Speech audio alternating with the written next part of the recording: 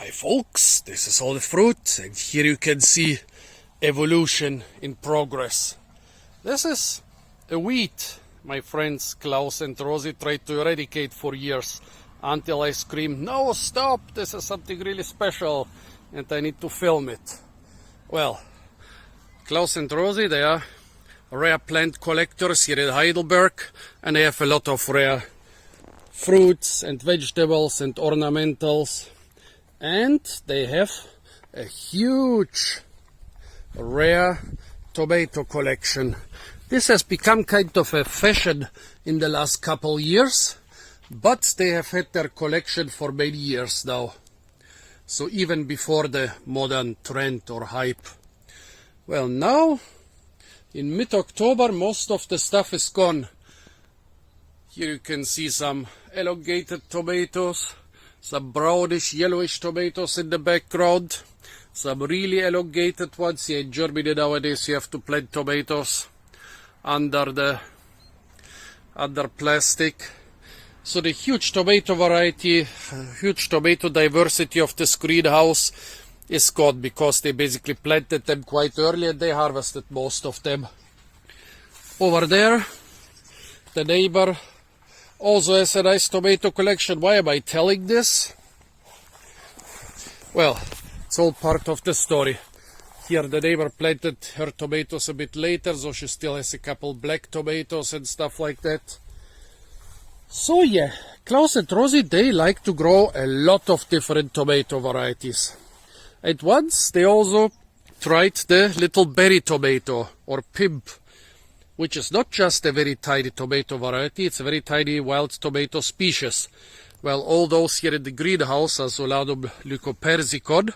The pimp is Solanum pimpinellifolium. It grew too vigorously and the fruits were small and not particularly tasty, so they ripped it out and threw it somewhere here. And 2 years ago when I came here, or maybe it was last year, this whole area was covered with some stuff which looked like Solanum pimpinellifolium, but not exactly. I looked at it and said, "Oh really, is this the berry tomato?" And I said, "Yeah, the original stuff we planted had round red fruits, but now they are red and yellow and elongated." And I was electrified immediately, because I know that Solanum pimpinellifolium doesn't have elongated tomatoes. So what had happened? Solanum pimpinellifolium had survived here somehow. Not only survived, but also bred with some of those varieties, maybe even with two different varieties, because while the original pimpinellifolium was round and red, they got two types: elongated and red and elongated and yellow. Unfortunately, they forgot what I taught them and destroyed them before they could get ripe. I told them, please, if somehow they pop up again, save them for me. And this year another one popped up. Look at this here, folks. It looks like a normal teeny tiny tomato with teeny tiny yellow elongated tomatoes. But it's actually not just a new variety. It is not an intra, but an interspecific hybrid between Solanum lycopersicum and Solanum pimpinellifolium. This might be quite common in some areas where both are common, but it's the first time I've seen it. And so this must have bred with some yellow elongated tomatoes, because the tomatoes are the size of the berry tomatoes, but they are yellow and elongated. Let's get a couple yellow ones, a couple ripe ones.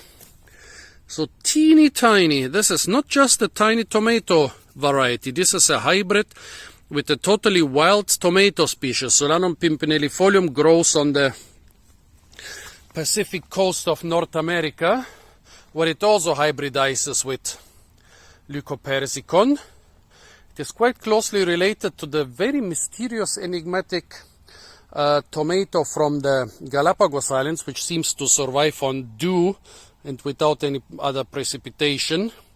I really would like to see and taste this canary Galapagos tomato. But yeah, here in the faraway country of Germany, it managed to hybridize with Solanum lycopersicum, and it managed to almost establish itself as a wheat.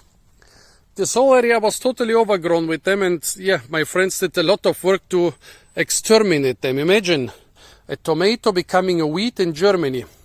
What the implications are and what the possibilities are for future agriculture and economy. As you can see, you can grow tomatoes in Germany nowadays only under plastic. I mean, we have the climate change, so it's much warmer now than it used to be. Why do you grow them under plastic? Well, because of mildew and other stuff that comes with rain. But this here survives outdoors, not just without plastic, but it's basically like a wheat. Let's see what it tastes like.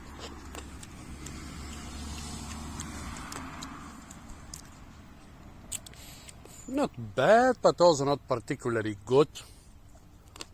Yeah, it tastes like a tomato. The skin is a bit rough. But imagine if this stuff can be grown outdoors without much care. You can continue hybridizing it. I think it's being done. It's being done a lot because, well, right here, 100 meters behind this shed, there is the shop of a guy called Schlicksup, who has, in summer he has like 20-30 varieties of cherry tomatoes and also 20-30 varieties of big tomatoes. Imagine you continue hybridizing them with Solanum pimpinellifolium. I guess those cherry tomatoes are already hybridized with pimpinellifolium. Imagine you continue hybridizing them and you develop something which has bigger fruits but can grow outdoors without plastic and without pesticides. Wouldn't that be great, folks?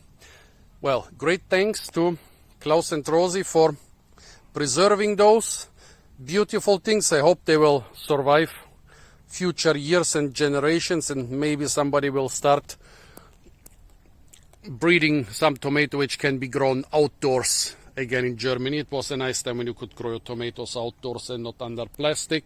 Stay tuned for a lot more fruit videos from the beautiful collection of Klaus and Rosie here in Heidelberg, Germany. And if you want to not to miss any more of my videos, it's not enough to subscribe. Many thousand people have subscribed to my channel, but they keep complaining that YouTube is hiding my videos from them. You not only need to subscribe, you also need to press the little bell notification icon